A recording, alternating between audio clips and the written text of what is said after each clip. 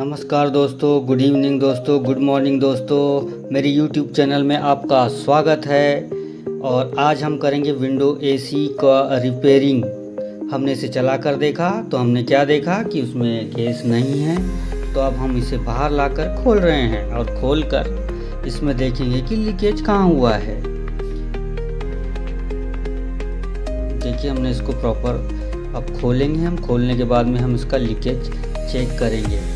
यह बहुत ज़रूरी है इसके कवर खोलना। इसके कवर खोलने से हम सारी इसकी पाइपें ओपन हो जाएगी और पाइप ओपन होने पर हम आराम से लीकेज चेक कर सकते हैं, हमें कोई प्रॉब्लम नहीं होगी। और यही इसका सही तरीका है कि आप सिस्टम को बढ़िया बाहर लाएं अच्छी खुली जगह में और आराम से इसको चेक करें। कस्टमर मतलब आप जब भी जहाँ भी काम पर जाते हैं वहाँ से थोड़ी सी जगह स्पेस ले लीजिए और आप आराम से उसका लीकेज देखिए और चेक करिए। अब हमने ये पूरा सिस्टम खोल लिया है। फाइनल खोलने के बाद में अब हम इसका लीकेज देखेंगे।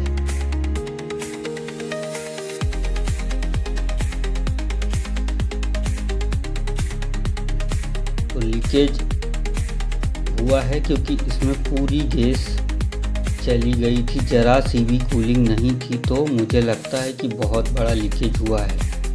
एसी की सर्विस भी होनी है। ये तो बहुत ही गंदा है, अंदर से बहुत कचरा है। तो हम इसे डीप क्लीन करेंगे।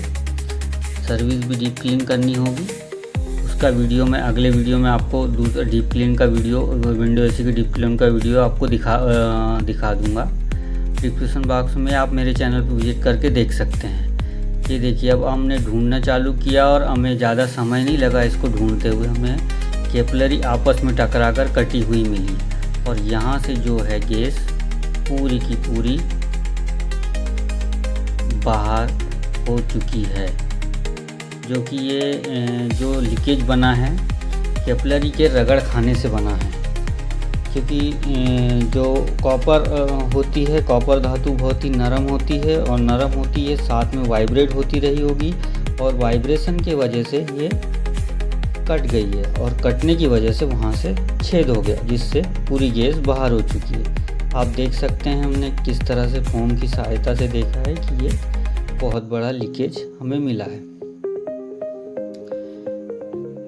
अब हमें इसकी कैपिलरी चेंज करनी होगी क्योंकि कैपिलरी ही चेंज के कोई ऑप्शन नहीं है।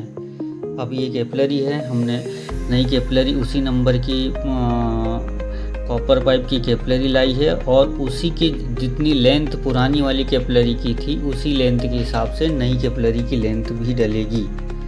ये लेंथ छोटी बड़ी होने से प्रॉब्लम हो सकता है दोस्तों। कंप्रेसर या सिस्टम सही तरीके से काम नहीं करता।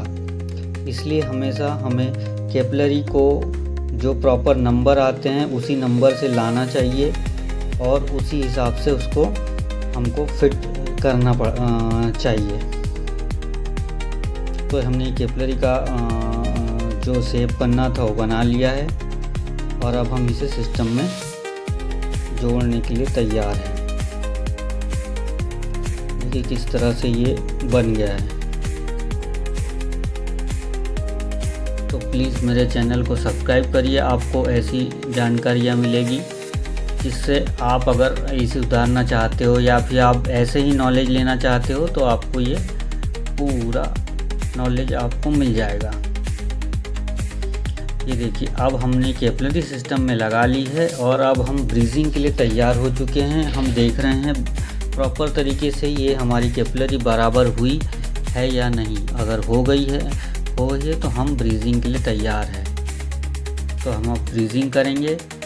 तो क्या है, इसमें हमने फ़िल्टर भी निकाला है और कैपिलरी भी नई डाली है, फ़िल्टर भी नया है। क्योंकि हमेशा फ़िल्टर तो नया ही डलेगा।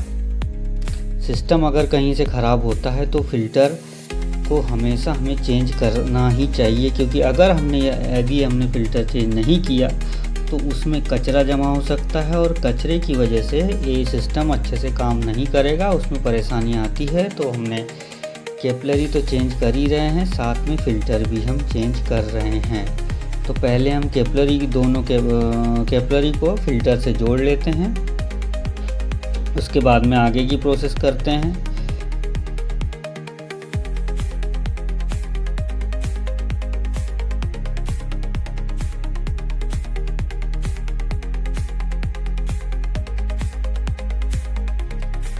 जैसे कि आप देख रहे हैं कि हमने ब्रीजिंग रॉड की मदद से आराम से हमने कैपिलरी को फ़िल्टर से जोड़ लिया है। हमें हमेशा आग से सावधानी रहना चाहिए दोस्तों, सावधान रहना चाहिए। इसमें हमें जब भी हम ब्रीजिंग करते हैं तो पानी, बाल्टी में पानी भर के मग्गा रख लीजिए या रेत, 1 बाल्टी रेत रख लीजिए। कभी आग लगने का खतरा बना रहता है, इसलिए हमेशा सावधानी से काम करिए। और जब भी ऐसा कभी हो तो पानी हमें हमेशा गीला कपड़ा हमेशा हमें साथ रखना चाहिए जब भी हम ब्रीजिंग करते हो, तो जिससे हम इन सब चीज़ों से आसानी से बच सकते हैं। तो क्योंकि सेफ्टी फर्स्ट है दोस्तों, काम तो ठीक है लेकिन आपको काम उसी तरह से करना है। पहले अपनी सेफ्टी देखनी है, उसके बाद ही काम करना है। ये देखिए हमारा हो गया, फ़िल्टर जॉइंट हो गया है। अब हम इन 2 कैपिलरी जो पाइपों में गई है वहाँ से इसको जॉइंट कर लेंगे। तो इसमें भी वही आग का प्रोसेस है दोस्तों, तो हमेशा हमें सावधानी रखनी है। तो एक एक करके हम जहाँ जहाँ सिस्टम बने हुए हैं, हम जहाँ जहाँ से हमने ब्रीजिंग करनी है उन सब को हम ब्रीजिंग कर लेते हैं। अब ये दोनों कैपिलरी ब्रीजिंग होने के बाद में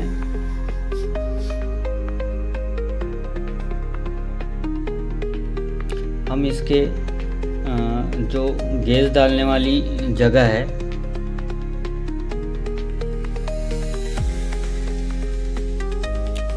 तो दोस्तों हम अब इसे जॉइंट कर लेंगे। और इसके बाद में हम NRB भी जॉइंट कर लेंगे, क्योंकि NRB जॉइंट इसलिए करना है जहाँ से हम गैस उसमें फील करेंगे, तो इसलिए हमें NRB लगाना ही पड़ेगा। पुराने समय में NRB नहीं आती थी तो हम उसको पंचिंग मशीन की सहायता से पंच करके पहले गैस डाली जाती थी और फिर उसमें फ्लेयर बनाकर गैस डालते थे और फिर पंचिंग मशीन से उसको पंच करते थे और फिर उसको ब्रीजिंग कर देते थे। तो वो बहुत ख़तरनाक चीज़ होती थी। आजकल NRB आ गई है तो ये बहुत ही बढ़िया काम हो चुका है, क्योंकि इसमें कुछ नहीं है, हमें केवल NRB की ब्रीजिंग, NRB को सिस्टम से जोड़ना होता है, ब्रीजिंग करनी होती है और ब्रीजिंग करने के बाद अपना हम आसानी से अपना चार्जिंग लाइन उसमें NRB में लगा सकते हैं और अपना गैस फिल कर सकते हैं। बहुत ही आसान तरीका है ये। पहले समय में प्रॉब्लम होती थी, लेकिन अब NRB की मदद से हम आसानी से ये काम कर सकते हैं। देखिए तो हमारी NRB कनेक्ट ऑलमोस्ट हो चुकी है। अब NRB कनेक्ट होने के बाद हम इसे ठंडा करने के लिए छोड़ देंगे और ठंडा करने के बाद में अब इसे सिस्टम को हम सिस्टम में अब हम नाइट्रोजन डालेंगे। तो अब ये नाइट्रोजन फिलिंग हो चुकी है। अब नाइट्रोजन के बाद में हम इसे वैक्यूम पंप की सहायता से वैक्यूम पंप में वैक्यूम पे लगा देंगे। इसका वैक्यूम ज़रूरी है। वैक्यूम से हमें पूरा जो अंदर का कचरा है ये सब वैक्यूम पंप खींच लेता है, उसको जला देता है और हमारा सिस्टम क्लीन हो जाता है, जिससे हमें गैस में डालने में बहुत आसानी होती है और गैस का भी सिस्टम हमारा फेल नहीं होता। तो प्लीज़ हमेशा किसी भी सिस्टम को वैक्यूम ज़रूर करें। वैक्यूम करना एक बहुत ही अच्छा काम है सिस्टम में, क्योंकि सिस्टम में कभी गड़बड़ी खराबी नहीं आती है। वैक्यूम कम कम से कम इसे आधा घंटा तो हमने वैक्यूम पे लगा के रखा है। अब हम इसे गैस चार्जिंग करेंगे। देखिए, तो अब हमने गैस चार्जिंग शुरू कर दी है।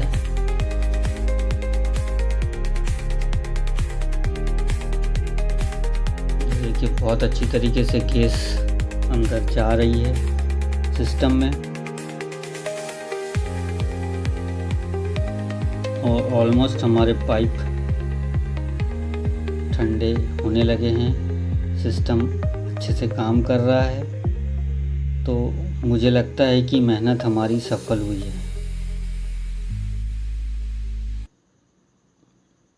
तो अब सिस्टम में कोई प्रॉब्लम नहीं है, बहुत अच्छे से इन एंड आउट दोनों काम हो रहे हैं। बहुत अच्छी ठंडी हवा आ रही है और इधर एग्जॉस्ट गर्म हवा भी आ रही। अब हम इसे बंद करके उसके सिस्टम को जहाँ था वहाँ फिट कर देते हैं। ये देखिए, अब ये हमने इसे जगह पर लगा दिया है। अच्छे तरीके से फिक्स कर देते हैं और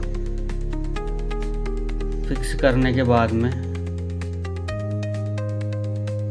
इसे प्रॉपर पैक कर देंगे। दोस्तों, वीडियो देखने के लिए शुक्रिया, बहुत बहुत शुक्रिया। मेरा चैनल ज्वाइन कर लीजिए।